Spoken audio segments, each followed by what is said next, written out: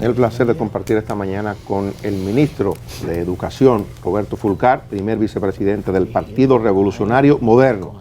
Así que con él podemos hablar de educación y de política. Ministro, buenos días, bienvenido. Buenos días, un placer. Buenos días, bienvenido, ministro. Mire, vamos a iniciar por su responsabilidad oficial.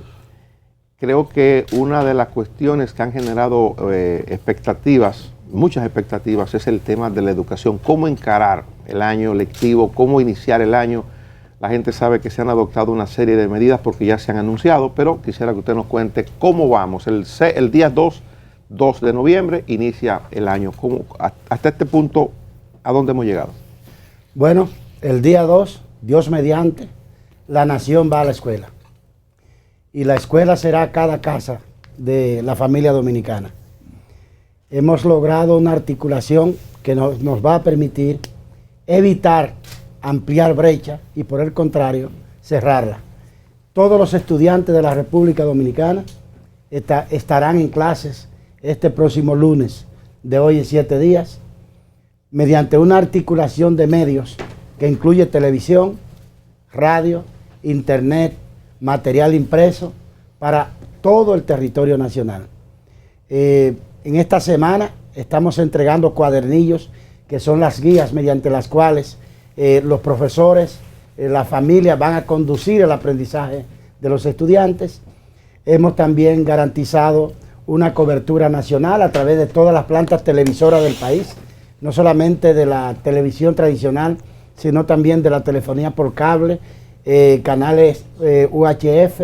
Hemos articulado más de 100 emisoras que van a acompañar este proceso, de manera que todos los estudiantes van a tener acceso a la educación por uno o por otros medios. Ministro, ¿cómo operaría eso? Digamos, vamos a colocarnos esto de la forma que lo entendamos lo más fácil. Descríbanos cómo se desarrollaría una jornada de clase en un hogar dominicano de un jovencito de estos que va al sistema público de educación. Muy bien. Nosotros lo primero que hicimos fue tomar el currículum de la República Dominicana y hacer lo que llamamos una simplificación curricular. Esa simplificación del currículum, que es el más ampuloso del continente y que está lleno de inexactitudes y de cosas que no tienen ningún sentido, de relevancias, lo convertimos entonces en contenidos. Esos contenidos los hemos llevado a guiones. En tercer lugar, hemos hecho un casting nacional para escoger los principales 50 o 60 profesores que van a ser, digamos, los profesores del país. Esos profesores los hemos entrenado, además de su formación pedagógica y técnica, les hemos dado alguna formación mínima para la comunicación, para la expresión, porque no es lo mismo estar en un aula común con 30 niños que pararse frente a una cámara. Pero perdón, ministro, cuando habla de currículum se refiere al... Ustedes han tomado el programa escolar. Este es el contenido que se va a desarrollar en los diferentes niveles. Esos programas ustedes lo han aplatanado, lo han reducido, han hecho un extracto de los asuntos esenciales. Correcto. Eso lo hemos convertido en contenido, digamos, en el lenguaje de ustedes diríamos guiones. Y esos guiones, a través de 15 productoras, los estamos convirtiendo en contenidos virtuales. Es decir, una clase que va a dar una profesora o un profesor que va a ser grabada, va a ser transmitida por internet, por radio y por televisión, asociada a un cuadernillo que tiene el profesor allá en su comunidad, que tiene la familia para poder acompañar al estudiante en ese proceso. Entonces, un día de clase será un tiempo determinado. Obviamente, no va a tener 8 ni 4 horas de clase porque nadie, desde el punto de vista psicológico ni fisiológico, puede aguantar todo eso. La clase será una transmisión que se hará a través de esa clase dictada de la profesora, digamos, de matemáticas de 4º grado, para todos los estudiantes de matemáticas de 4º grado de todo el territorio. ¿Cuál sería el tiempo? Se habla de una duración por jornada de 3 horas diarias. De 3 horas en los principales niveles, en los más elevados, en el bachillerato, porque no podemos sentar un niño, una niña 3 horas en una silla a ver televisión, a ver radio. En esos casos va a haber una diferenciación. Algunos será solo de hora y media, que es el tiempo que científicamente está establecido que puede esperar aguantar un niño sentado viendo la clase. Van a ser clases divertidas, van a ser clases con muchos juegos, muy lúdicas, muy profesionales. Es una combinación también de las asignaturas tradicionales con otros contenidos en valores. Por ejemplo, nosotros hemos creado ya lo que una vez anuncié aquí, me parece, que son las cátedras ciudadanas, que es un proyecto de multisalida mediante el cual vamos a aportar contenidos útiles y a impulsar competencias en valores ciudadanos para los estudiantes. Vamos a tener unas 25 cátedras. ¿Qué es una cátedra? Una cátedra es un tema, un concepto, digamos que vamos a comenzar con la cátedra Duarte. La cátedra Duarte la vamos a producir, o la estamos produciendo en esta semana, en una alianza con el Instituto Duartiano. Y vamos a hacer una exposición sobre Juan Pablo Duarte y pequeñas cápsulas también sobre Juan Pablo Duarte, que entre clase y clase iremos pasando a los estudiantes. Pero también les iremos pasando contenido relacionado con el deporte, para que vayan desarrollando la pasión por el deporte y otros valores a través de las cátedras que acompañan los contenidos tradicionales de las asignaturas generales. Quiero, ministro... Es decir, perdona, Oscar, esto va a ser lo mismo que se hacía y mucho más. Es decir, las 4 asignaturas tradicionales que se impartían, esos contenidos van a ser impartidos, pero desde la modalidad del desarrollo de competencias, no por objetivos. Y además de eso, van a tener todo el otro contenido lúdico y el contenido también de las cátedras. ¿Cuáles son las 4 disculpe, las 4 asignaturas tradicionales? Matemáticas, lengua española, ciencias naturales y ciencias sociales. Okay. Ministro, porque la pregunta que le hacía era con la intención de que el padre que nos está viendo entienda más o menos qué va a pasar en su casa a partir del lunes. Ok, o sea, ¿cómo ese muchacho a qué hora le va a tocar? Sí. ¿Cómo se va a enterar de la hora? ¿Cómo se hace esa dinámica en ese hogar? De ese muchacho de cuarto de básica que usted señalaba hace un momento. A poner ese ejemplo, ¿cómo sería más o menos? Sí. Esa pregunta es fundamental. Y de hecho, ustedes saben que desde que ustedes estaban en primaria, la primera semana es de ambientación, sin duda, de orientación, de psicología, el protocolo de cómo los niños van a recibir la clase. Bueno, imagínense que fuera hoy que empezaran las clases normales ya. La profesora comienza a una hora determinada que ya el padre y la madre sabe a qué hora es. Vamos a tener un canal para cada grado. El 5º curso de primaria va a tener su canal propio. Y por ahí solamente se va a transmitir clase para 5º curso de primaria. ¿Por qué? Porque es posible que el padre a la hora que se transmita la clase esté trabajando y no pueda acompañar al niño. Entonces vamos a hacerlo diferido y la vamos a repetir a otra hora del día para facilitarle a los padres que puedan acompañar a los estudiantes. ¿Cuántas veces al día esa misma? 2 o 3 veces al día lo vamos a hacer. Entonces, vamos a hacer un protocolo que se le va a explicar al padre que el niño no puede recibir la clase sentado en la cama, que no la puede recibir mientras está desayunando o mientras está lleno de juguetes al lado. Un protocolo que permita que se genere allí un ambiente escolar. Pero vamos a combinar la primera semana, la semana de inducción a los estudiantes, con una inducción también a la familia.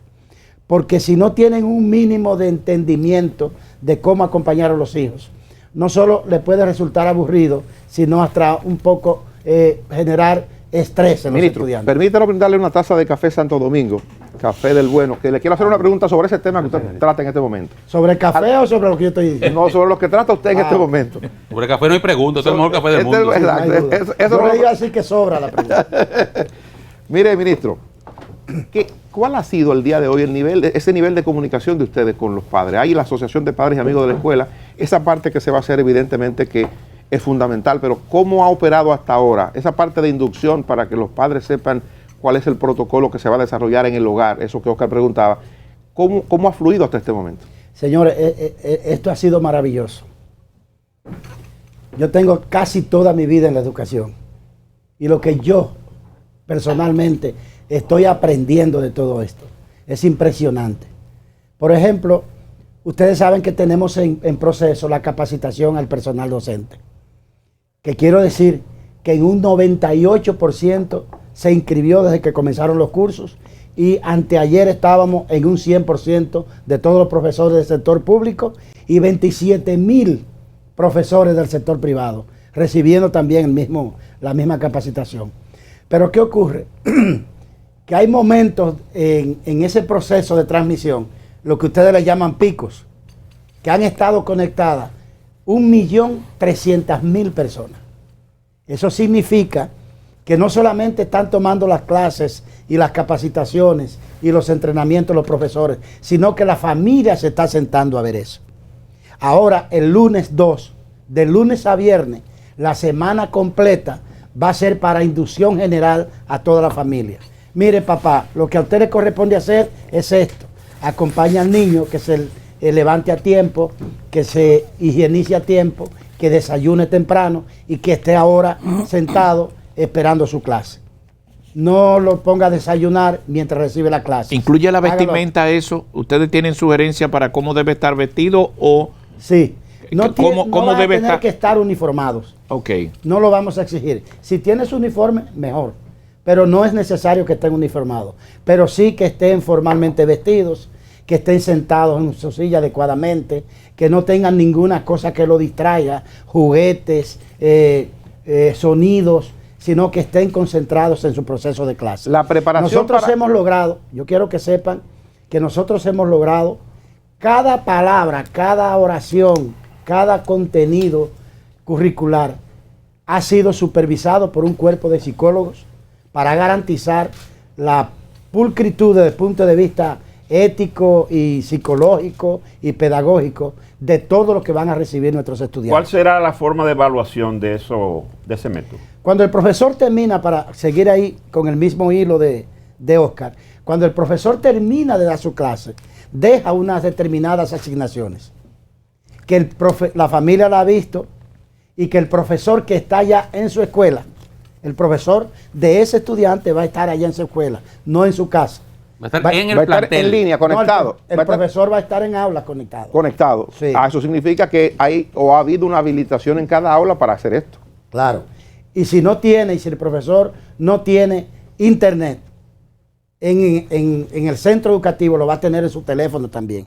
Pero va a tener la radio, va a tener la televisión. Okay. No vamos a tener los profesores en casa porque necesitamos generar un ambiente escolar. Sí. Y además no hay riesgo de contagio porque una profesora en su aula, ella sola, con sus documentos, con sus cuadernillos, con su lacto en la mano, cada profesor de la República Dominicana tiene hoy una computadora que le ha dado el Estado Dominicano. Entonces ella iba a ver la asignación que ha dejado su profesor. Si en la comunidad que ella vive tienen contacto con internet, con los estudiantes, ella va a tener un grupo de WhatsApp para dar seguimiento. Pero si no, la profesora también va a poder recibir o al padre o al propio estudiante, uno a uno, para entregarle la asignación, para responder cualquier pregunta y también para recibir la respuesta del estudiante a esa asignación. Es decir, va a ser un ambiente totalmente educativo, totalmente escolar, solo que los estudiantes no van a estar juntos. La evaluación, como pregunta Freddy, ¿cómo se evalúa? Se evalúa a partir de las respuestas que dan los estudiantes a las asignaciones que se le dejan. Ministro, ¿y la alimentación escolar? Para muchos padres, la alimentación escolar constituye un elemento sumamente importante para su presupuesto. Estos muchachos en la casa, comiendo más, el desayuno, la merienda, todo en la casa. Sí. ¿Hay algún tipo de asistencia?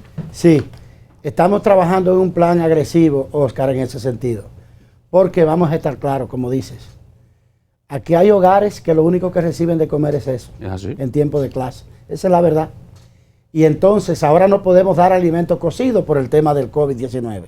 Bueno, lo que vamos a hacer es que vamos a servir alimentos solamente crudos. Y lo vamos a llevar semanal para abaratar costos. Y esos alimentos van a partir de 5 criterios básicos. En primer lugar, hemos estudiado la tabla alimentaria de la FAO, que es una tabla alimentaria que respeta todo el mundo y la comunidad científica, que establece la necesidad alimentaria de cada estudiante según la edad que tiene. Y nosotros trabajamos para acercarnos lo más posible en lo que le vamos a aportar a una buena proporción de nutrientes para los estudiantes. Hasta ahora, hasta el año escolar que terminó, el nivel de nutrientes que se alcanzaba era alrededor de 50%. Nosotros aspiramos a llegar hasta un 80%. Segundo lugar, el segundo criterio es que nosotros vamos a preferir, a propiciar que sean productos dominicanos. Ustedes saben la situación difícil que tienen los productores del país. Entonces, que sean productos, en la medida de lo posible, que sean productos nacionales. En tercer lugar, como les he dicho, van a ser crudos. En cuarto lugar, lo vamos a servir en forma semanal, periodos semanales, y van a ser en una bolsa debidamente higiénica, con buena protección y que le llegue a tiempo a toda la familia dominicana. Y vamos a tener entonces como centro de entrega el plantel escolar. Digamos que los hijos de nosotros están en una escuela, esa alimentación va a llegar allá un día que todo el mundo lo espera y cada uno de nosotros como padres va a ir a recogerla de su Suponemos familia. que con el debido protocolo, ¿verdad? Porque Obviamente, se aglomeran allí. No, uno a uno, porque es el profesor de su curso que entrega lo de sus 30 muchachos, o sus 25 muchachos. Pregunta básica, ¿la ADP ha estado 100% de acuerdo con todo esto? ¿Los profesores, sus reclamos de común acuerdo con esto? Sí, yo he involucrado a todo el mundo, a la ADP, a Inicia, a Educa, a toda la representación del empresariado, a los grupos que tienen que ver con el impulso de la educación, como IDET, etcétera. Y todas estas decisiones que hemos tomado ha sido con una gran participación de la representación social. Pero cada cosa de esta también pasa por una decisión y por una información en el Consejo Nacional de Educación, que como saben es el organismo rector del sistema educativo, y ahí está representada toda la sociedad, el empresariado, las iglesias, la iglesia católica, las iglesias evangélicas, etcétera, etcétera. Ministro. Y ustedes conocen también que nos ha estado acompañando en todo esto la comunidad internacional a través del sistema de las Naciones Unidas, de UNICEF, que nos ha acompañado, por ejemplo, en todo el tema curricular. Hemos estado viendo imágenes en todo el tema curricular nos ha estado acompañando junto con el equipo curricular del Viceministerio Técnico Pedagógico, también con el Ministerio de Participación y Descentralización, y además de todo eso, para aportar aún más transparencia a todo lo que tiene que ver con el proceso de adquisición de servicios, de bienes y productos para este año escolar, ha sido creada, integrada, la mesa de veeduría para compras y contrataciones, donde está representado el empresariado, las iglesias, los sindicatos, la representación del consejo, para que todo el mundo vea qué se hace, cómo se hace, cuánto costará, etcétera, etcétera. Ministro, etcétera. ¿Por qué? Y esto lo debo preguntarlo porque lo he hecho públicamente.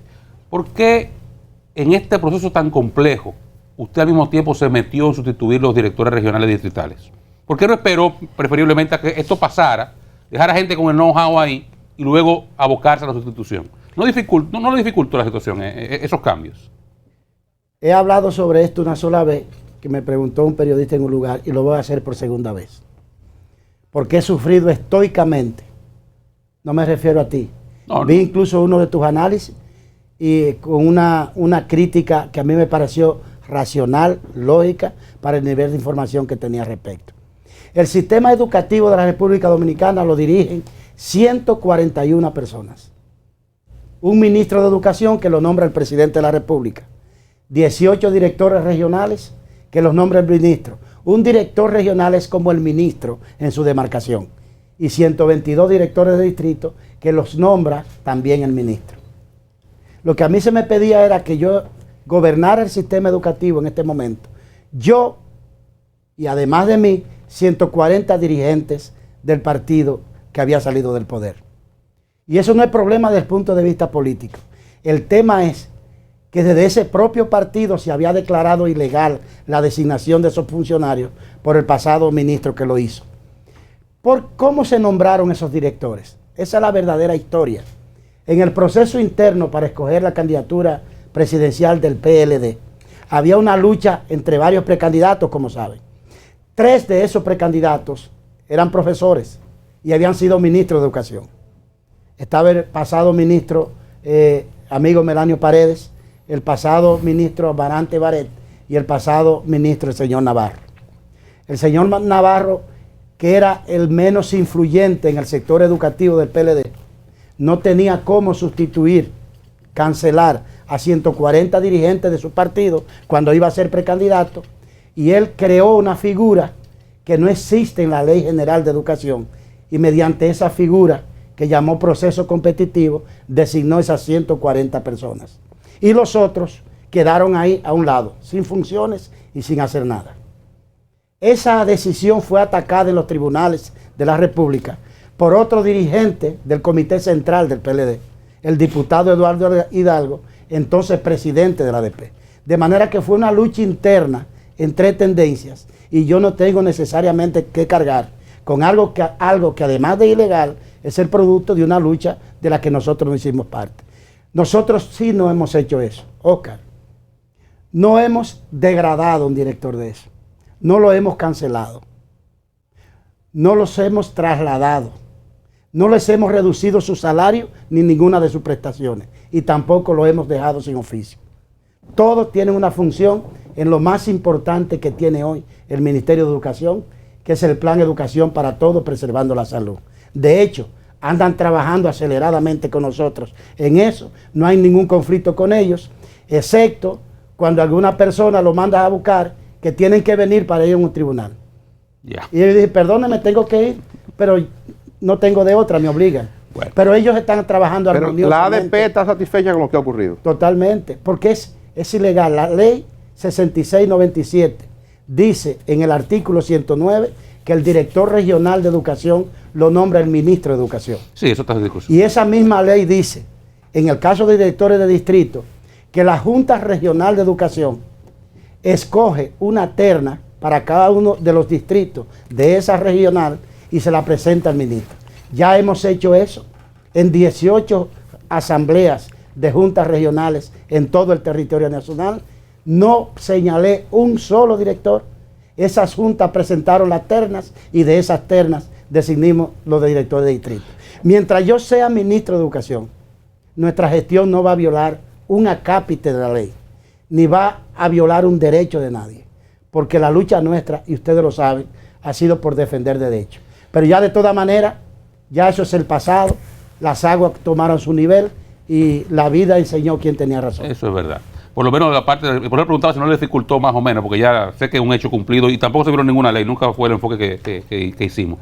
Ministro, quiero aprovechar su condición de vicepresidente nacional del PRM y uno de los principales dirigentes de ese partido. Encabezó proceso político que dio como resultado la presidencia de Luis Abinader. Hace un momento hablábamos sobre el tema de la Junta Central Electoral. ¿Cuál es la posición suya con relación al tema de la Junta Central Electoral y la selección que debe hacer el Senado de sus miembros? Sobre todo porque una persona que fue miembro, que es miembro de ese partido, que está en licencia, que es el caso de Olivares, ha presentado candidatura, tiene algún nivel de oposición dentro de su partido, incluso más que fuera. Sí, personalmente de Eddie quiero decir que no solamente es mi compañero, sino un amigo a quien quiero mucho. Pero también junto con eso tengo que decir que si algo ha depreciado la vida de la política en nuestro país, es la incoherencia. Nosotros tenemos 5 años predicando la necesidad de que la Junta Central Electoral esté integrada. Yo ni siquiera digo por gente independiente, porque lo independiente sería tema para una buena discusión en este país. Es bueno que esté claro en eso. Porque aquí hay independencias que son bastante dependientes. No de independientes, sino por lo menos que no sean militantes reconocidos, activistas reconocidos, dirigentes reconocidos de los partidos políticos. Y si nosotros llegamos hasta las elecciones desde 2020 con esa prédica, y ahora tenemos apenas 2 meses en el gobierno, ¿cómo le salimos a este país con que hemos cambiado de parecer? Eso yo nunca votaría por una cosa así. Yo pienso que un partido debe tener decisiones claras. No porque eso sea un tema de principio, no considero eso un tema de principio, pero por el nivel de desarrollo institucional del país, las debilidades institucionales de la República Dominicana demandaban una política así. Y el presidente Luis Abinader se ha reiterado en esta política, y también en la dirección ejecutiva de nuestro partido recientemente hemos vuelto a conversar sobre el tema, y es un tema cerrado en el PRM. ¿Usted escuchaba lo que yo decía entonces de Dora Celeste? ¿Usted escuchaba lo que yo decía de Dora Celeste Fernández? ¿Usted estaría en la misma posición con Voy a referirme a esa parte. Ese es un caso cerrado en el Partido Revolucionario Moderno. Nosotros no aprobaremos ni votaremos por dirigentes de los partidos en la Junta Central Electoral. Y respecto de la Cámara de Cuentas, no puede ser que yo quiera el sol el martes y la noche el miércoles. Lo que digo para la Junta Central Electoral, lo digo para la Cámara de Cuentas. Pienso que deben ser personas no dirigentes políticos. Porque lo que ocurre es Correcto. que al igual que la Junta Central Electoral, la Cámara de Cuentas tiene una misión que tiene que ver mucho con el ejercicio público. Y si los dirigentes de la Cámara de Cuentas son dirigentes de partido, no es que el ser dirigente de partido los descalifique o los haga objeto de sospecha inmediatamente. Pero es que tiene derecho al que le van a tratar su vida, su trayectoria, una investigación, a no sentirse seguro si lo va a hacer una persona que sea su contrario político. Y eso es una cosa que me parece racional.